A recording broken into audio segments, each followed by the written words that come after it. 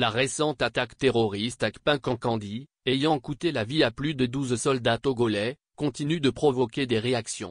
Dans un communiqué, la Dynamique pour la majorité du peuple, DMP, rend hommage aux soldats tombés au combat et critique le gouvernement pour son manque de moyens logistiques dans la lutte contre ces assaillants qui menacent notre nation.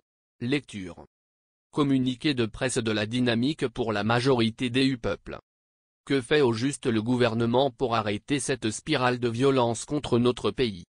Le 20 juillet 2024, notre pays a été de nouveau agressé de manière violente par les mouvements djihadistes alors que le chef de l'État, les militants de UNIR et beaucoup de cadres de l'administration fêtaient à Kara les Evala, tradition culturelle des peuples kabyles.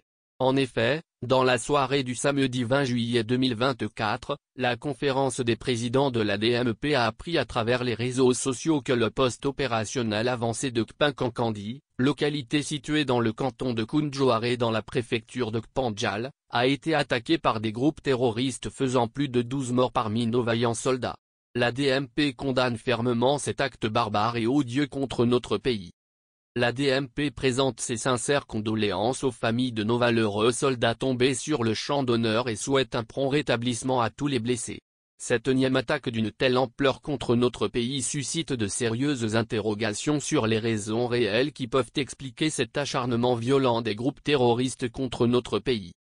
La diplomatie de double langage et d'hypocrisie avérée de nos gouvernants qui croient pouvoir se jouer de toute la communauté internationale pour couvrir le drame qui se déroule impunément dans notre pays en serait-elle la cause ou s'agirait-il de la vengeance punitive des propriétaires des troupeaux de bœufs abusivement saisis par le passé par nos autorités? Les Togolais s'interrogent. Le bilan macabre de cette attaque repose également la problématique des moyens opérationnels déployés sur le théâtre des opérations de nos forces de défense et de sécurité, FDS. Il est très regrettable que pour des raisons inavouées de conservation du pouvoir à vie, ce qui nécessite que tous les moyens soient réservés pour la sécurité personnelle du chef de l'État, nos militaires sont ainsi laissés sans moyens de se défendre et défendre aussi notre territoire.